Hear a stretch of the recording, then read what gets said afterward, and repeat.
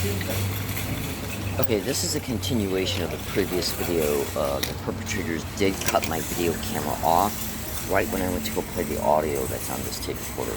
So this is an extension of the YouTube video that I just completed that I will be uploading today, August 24th, 2021, and I will upload this video as well. So I'm picking up where I left off at the end of that video. So pay attention closely, my fellow American citizens. What I'm going to do is set this phone down on the tape recorder, and I'm going to play a segment of this audio file, and then I'm going to make some additional statements.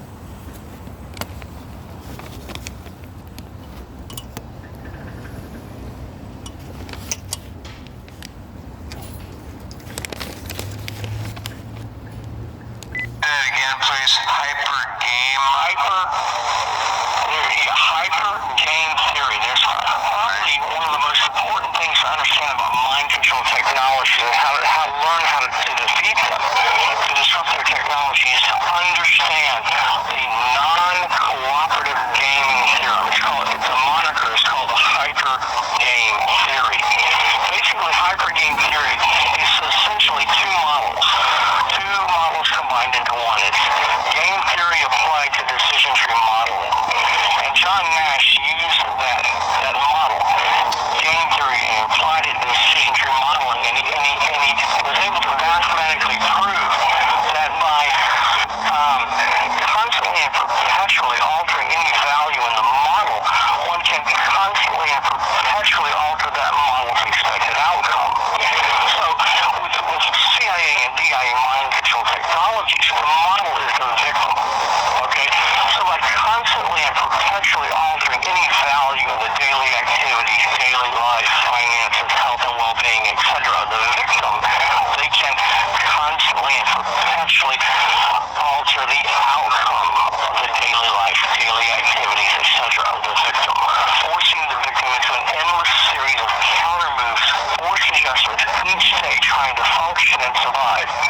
This is very important, because each counter move, each force adjustment the victim makes trying to function and survive the trauma is an evoked potential. It's a synaptic response in the victim's brain, which can be remotely measured by the supercomputer and integrated back into RNN data. So, hyper game theory, they're using even the tactics, the organized stalking. We'll get into that in just a second. Is based on this model known as the hyper game theory. So basically, what the system is designed to do, and there are a lot of things that they're doing. Basically, it's understand that there are key words involved that help a person understand how the technology is being deployed against them. And it's a fabricated and falsified stream of energy. It contains data, okay? And any set of brainwaves can be remotely captured from the victim and then constantly, held and perpetually replayed in the victim's brain. So what they're doing is they're using the victim's own memories against the victim. Captures a set of brainwaves from you, okay, memories, emotions, sensations. It captures that, and then it injects it repeatedly. The technology is designed, the supercomputer is designed, is programmed to remotely capture random bits of your senses, and then to inject, to first fabricate stories and mental suggestions. These are called thought-triggered attacks. At speed of light, to fabricate these mental suggestions, injected back into the subconscious of the victim, to interrogate the victim, to mentally interrogate the victim, to harass, to distract, to torture the victim into submission to the system's influence. So it's all a deadly game of deception and manipulation. The entire technology can be summed up in one sentence. CIA and DoD mind control technologies can really be summed up in one sentence. It is a deadly game of deception and manipulation, nothing more. Based on that model, hyper game theory, one of them. Okay, all right, let me ask you a question. The individual TIs who are being gang-stalked, hyper-gamed, they are, I assume, beta tests. This is being done to gather data on how to apply it masses all at once. Correct? They're learning. We're in the process where they're building their entire infrastructure to run the whole human race at some point. Right. Correct. It's being scaled up to cover all 318 million Americans, obviously. Right. At some point, that's the picture. But organized stalking is simple to understand. Okay? If you just understand it's based on one thing and one thing only. Choice, reference, patterns. The choice, reference, patterns of the victim. What are choice references? They're memories, previous memories. Okay, what are patterns? They're a pattern of the previous memories of the victim. It's called choice reference patterns. So they basically profile the victim. They build a profile of the composition habits of the victim. And then based on those previous choice references of the victim, they begin to station the organized stalkers at various vantage points. So based on those previous choices, where they know the victim is going to go, okay? Because of the victim's memory. Remember, they're targeting your memory and thought process. Mind control technologies are designed to interfere with the memory and thought process. So the organized stalking is based off that premise. Choice, reference, patterns. They're going to target you with organized stalking based on your previous choices at those locations, your favorite cafes. In order to understand organized stalking, you have to go back and look at a pattern of your previous choices. Your favorite restaurants, your favorite bars, your favorite, modes of transportation, etc. Okay, and then once you understand that organized stalking is based on one thing, choice, reference, patterns, you must understand what it's comprised of, and that's two things. Based on one thing, choice, reference, patterns, but comprised of two things. And that's situational scenarios and conversational scenarios. In those situational and conversational scenarios, street theater, okay, mind game, will always be based on events or topics that they know will capture the victim's attention. So the organized stalking is designed to force the victim to respond.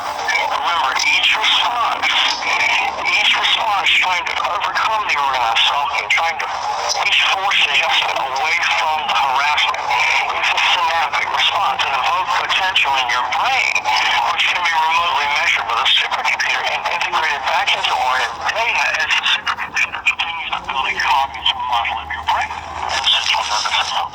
That's organized stalking. That's the simple definition of it. Alright, we got it. Very good. Okay. So, the stream, it's important to understand the stream. The stream, based off your brainwave signature, okay, basically it says fabricated and falsified. When I say a fabricated and falsified stream, what I mean is fabricated are your own previous memories, your own previous brainwave patterns, your own previous sets of brainwaves. This is copied and holding and injected.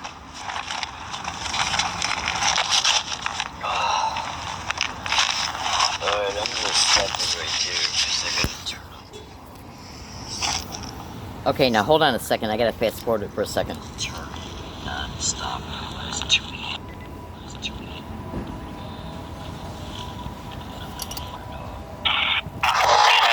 Can we rewind it just for a second? Alright, hold on.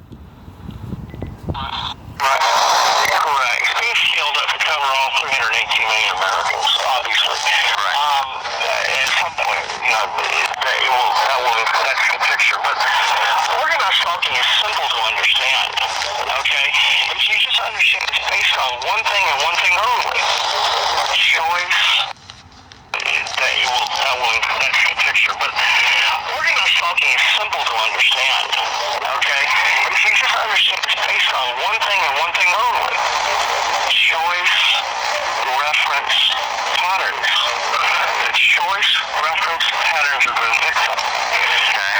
What are choice references? They're memories, previous memories. Okay, what are patterns? They're a pattern of the previous memories of the victim. It's called choice reference patterns. So they basically profile the victim. They build a profile of the composition habits of the victim. And then based on those previous choice references of the victim, they begin to station the organized stalkers at various vantage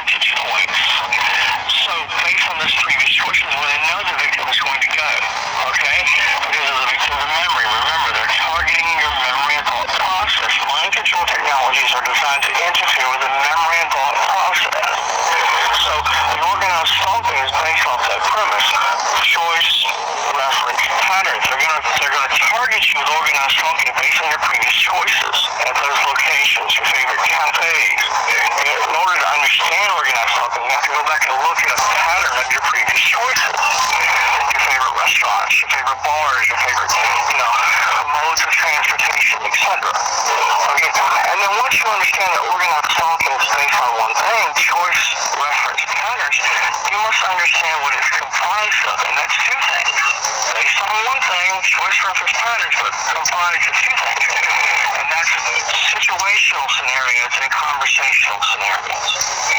In those situational and conversational scenarios, street theater, okay, mind games, will always be based on events or topics that they know will capture the victim's attention. So the organized stalking is designed to force the victim to respond.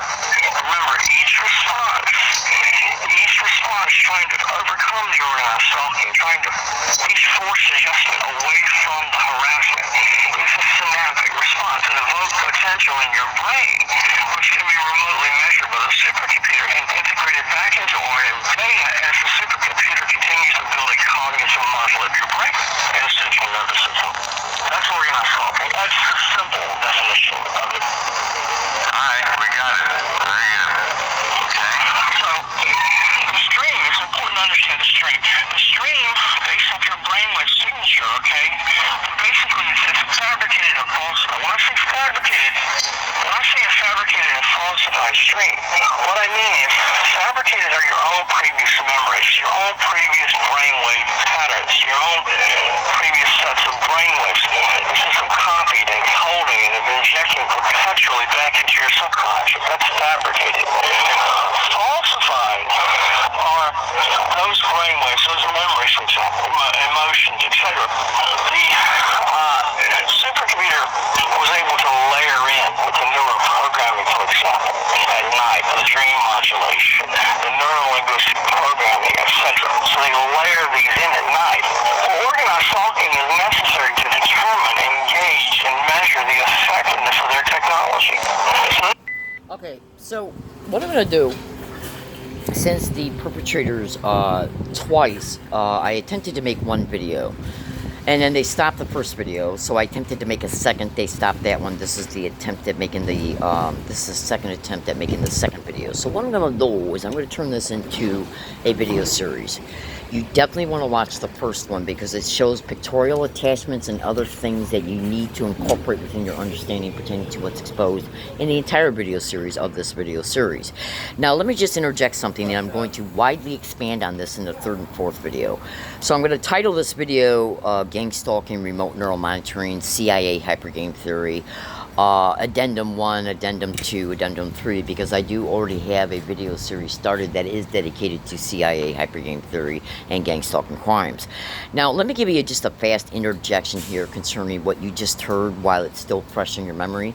But make no mistake about it, what I'm about ready to detail to you is not the entire scope of what's going to be exposed in this video series. It's just a brief introduction to it, like a preface for it, and how these satanic rats, okay, that are hosting this crime intentionally force an effect upon the victim, the program of this crime pertaining to specific attributes that they want the victim to experience in order to be able to achieve specific brain and trained neural pathways, neural loops of the same exact identical neural pathway, and identical neural looped neural networks.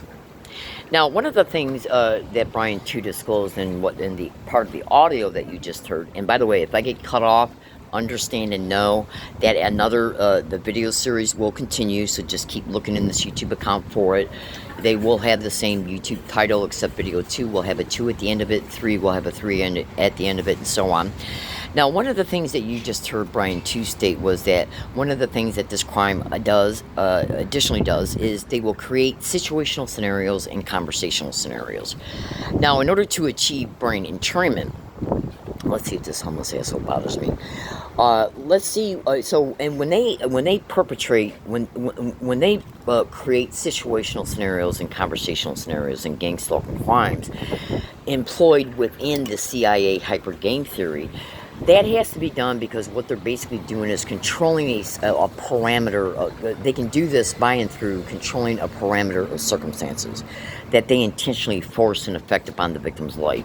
A good example of that is when they create the homelessness of a victim. Now, I just uploaded some videos that were made on the 21st or 22nd of August, and I just uploaded them in this account earlier today. So you want to also apply what I stated in those videos to this video series as well. Trust me, you're going to be able to see it all work together if you follow my instructions. So one of the things that these little satanic rats will do when they're employing CIA hypergame theory and gangstalking crimes is that they will create what is known as situational scenarios and conversational scenarios. And you should know that one of the situational scenarios that they can incorporate within the crime can be done to the victim by using the circumstance that this crime has already employed on the victim. So as an example of this, we can look at when they create the homelessness of a victim. Now, you got to remember, when these little satanic rats, when they want to create specific types of brain trained pathways and neural networks, one of the things that they can do, one of the things that they will want to additionally attach to that neural network, the entrained pathway, is emotions. Because emotional cluster frequencies and EEG signature frequencies is what they're after. But they love to create these brain-trained neural pathways and neural networks to disassociated states, to the limbic system, to the right hemisphere, which is the right hemisphere of your brain is responsible for many different features and functions. One of them include unconscious awareness. So that's why Brian 2 additionally calls this program CIA hypergame theory, CIA trauma-based mind control, because when you are dealing with a traumatized mind, that mind will go into a disassociated state. It will also reflexatory go into the limbic system, which is responsible for self-preservation. So it's trying to create entrained neural pathways, entrained neural networks, entrained neural loop networks and pathways to disassociated states, to limbic systems, to the right hemisphere. Because you're not involved in critical thinking, deductive reasoning, or inductive reasoning when you are in a disassociated state. When you are in the right hemisphere, because you do all your thinking, and your left hemisphere, all your language thinking. And you do pictorial thinking with images in your right hemisphere. You should research remote neural monitoring and how they send visual images to the brain of the victim. And sometimes people can mistake visual imagery or visual memories as being part of a current composed thought that will be discussed in upcoming videos. So what these little satanic rats will do is that they will force an effect upon that victim's life, a certain amount of circumstances that they know they can put upon the victim's life, including the created homelessness, and then keep it managed and ongoing. That will also be more detailed in upcoming videos related to this series. So once they create the homelessness of the victim, they will then start concerning one of the things that they can do to achieve entrainment. Because remember, they're also after thinking responses and emotion responses to this entrained pathway and neural network. And the reason why it becomes a neural network is because they're literally creating these entrained pathways to these different parts of the brain, including attaching emotions to them. Okay, that's how it becomes a neural network. Okay, so let me give you a fast example. Say if they create the homelessness of one of these victims, and then they start tracking that victim to a wooded area that they use. Okay, and then what they'll do is they'll start propping up periodic staged events between that victim and other homeless people, where these homeless people will constantly threaten the victim concerning the theft of their property, the damage to their property. They'll threaten the victim, including from a distance around them, that they're going to call the cops on the victim and have them arrested, and a bunch of other stupid, sick, vile shit. But you got to remember, these are all staged harassments, propped up at times periodically directly towards the victim. Other times the threats will be said from a distance. Anything that the human brain perceives as danger or a threat to their physical integrity, or any area that has to do with safety attachments, like if you get arrested and you get put in jail, that could threaten your Social Security if you're on Social Security, because if you're put in jail for more than 29 days, they can take your Social Security and Social Services away from you. This crime will intentionally let you know that as well. So when the victim has been made homeless, they're now vulnerable because they're now homeless and they no longer have a front door to protect them. Then when they're made homeless, they will prop up homeless people to camp directly around the victim, who will act vile, and they will definitely portray themselves as being involved in things they shouldn't be, which would make anybody feel unsafe. They will make threats about calling the cops, threats about assaults, threats about property theft. They will use either those homeless people or other ones on different dates to actually commit those types of acts against victims. And so what these acts and threats do is they anchor an association to this crime, to the victim, based on the theme of the threat, the theme of the act, so that the victim, so they can create what is known as episodic memories. Now, whenever you, so say if you're at a grocery store and some guy walks up to you and he starts squaring off on you, and then he assaults you, that's a visual memory. And then while he's doing it, he might say a certain word or phrase or engage in a certain sound or a certain physical gesture that's related to the sensitization technique of gangstalking. That whole event becomes an episodic visual memory. And then anything that is intentionally propped up during the event is also attached to that memory. So extensively research the sensitization method of gangstalking. Okay, color coding, black and white color coding. They can prop up before, during, and after the assault an identical word or phrase, an identical sound, and that's their way of sending the victim an overt message that this crime is being done towards you today or towards your property because of the crime of gangstalking, because they know these things have already been anchored in the victim's mind on prior dates related to prior events. So what these little satanic rats will do is when they commit these anchoring of the word, phrase, sound, physical gesture, color coding, then anytime in the future when they say a threat, they'll use the same exact identical sound, the same exact identical word. Whenever they bring a person against or towards the victim, they'll engage in a sound, word, phrase, color coding, and whatever. Now, these things then become part of the entrained pathway. What they're called associated stimuli. So extensively research the sensitization method of gangstalking. So that's their way of sending to the victim overt messages that anything and everything that they're enduring through their senses is being done through gangstalking. Now, you should also know, so say if you got a homeless victim that they make homeless, they track that victim to a wooded area, they walk around the campsite and say things like gangstalk and suck dick, and we're gonna call the cops on you, gangstalk, suck dick, we're gonna steal your shit. So then the victim, every time the victim hears it, the victim's gonna know that this is being done because of gangstalking, right? Well, while the victim is hearing it, they can also, the perpetrators who are in control of the remote neural monitoring, can literally be heterodyning another person's fear, their emotional cluster frequencies, onto that victim's brain in order to make the victim believe that the intense fear they're feeling at that second in time is because of the threat that they're hearing through the people that they're propping up around them to say these things. Because this crime wants to make sure that emotions are processed in the brain as the stimuli is being said. Now, when you research gangstalking and heterodyning fear, cloned emotions from one person to another, and forcing those emotions to be experienced in a gangstalking victim's mind that were harvested from another victim, is widely reported on the internet at Google and YouTube. Go to Google and YouTube and type in ex-CIA scientist Dr. Robert Duncan, The Matrix Deciphered, and electronic harassment and gangstalking. And trust me, and John Hall talks about this too in his John Hall satellite terrorism videos. So that's what heterodyning is where they can clone somebody's emotions from one person and then transmit them onto the brain of another person, literally. So when you're hearing somebody saying, gangstalk, we're going to fuck you up, gangstalk, we're going to steal your shit, gangstalk, suck dick, we're going to have you arrested, while that's being heard by the victim, the perpetrators can literally place onto that victim's brain the heterodyne fear taken from another victim, so that the brain will experience that fear as they're hearing the threat, causing that victim to make that victim believe that the fear they're experiencing is because of what they're hearing.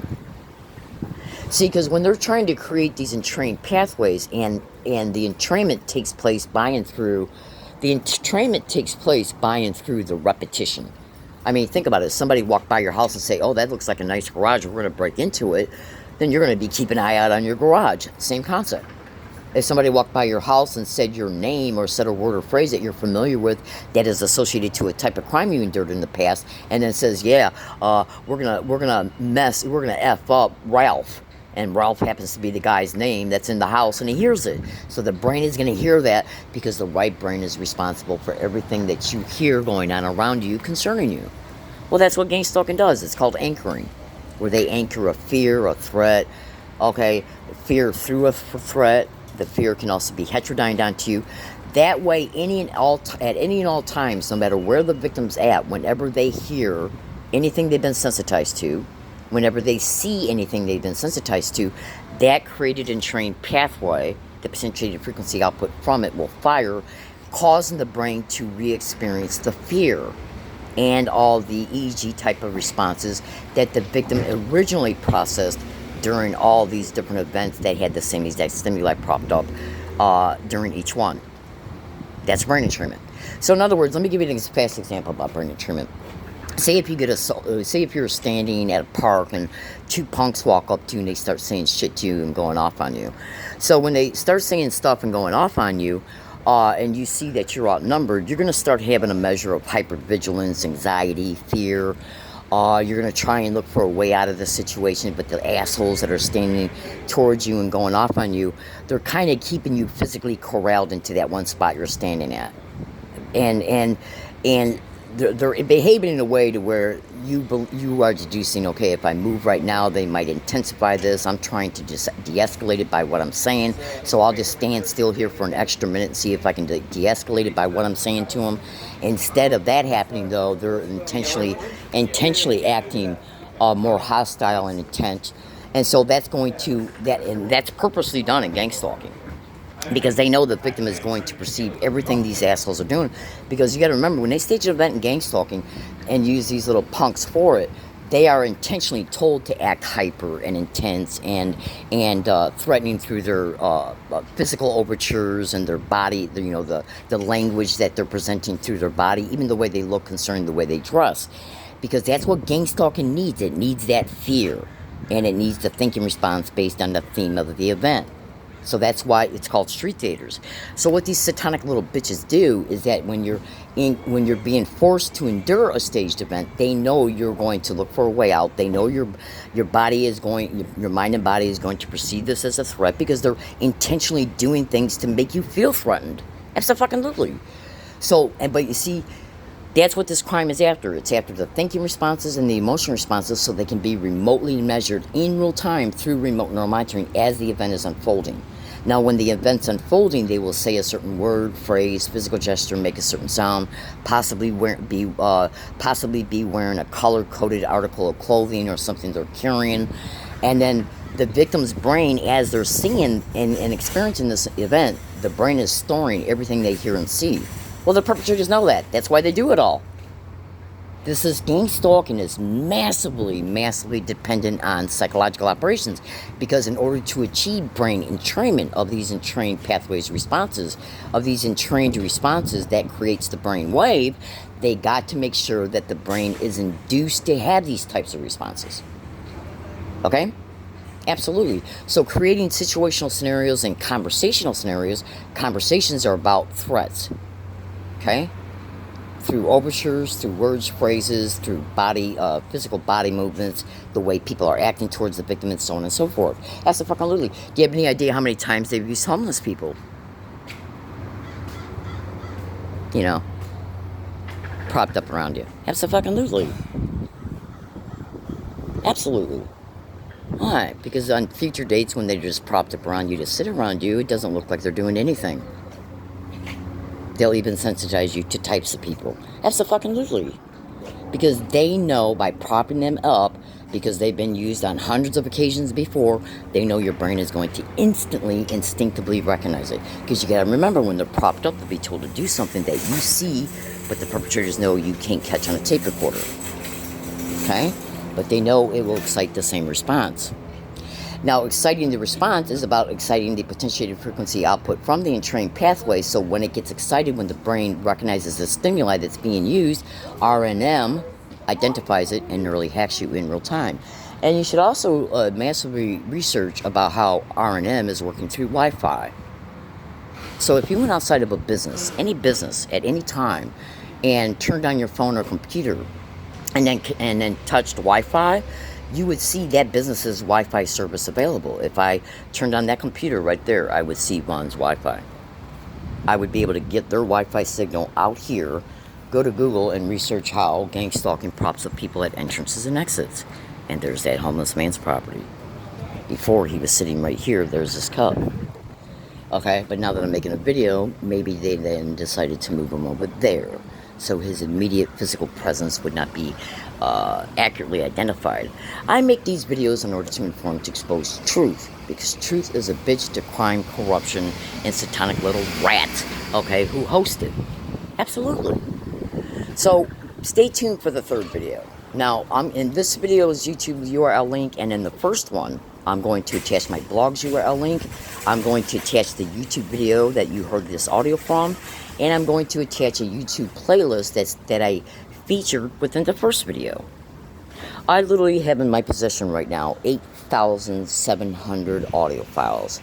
8,700 audio files of people being propped up along all my routes for the last 10 years in San Diego. Every single fucking place I went, and 95% of all places I lived at.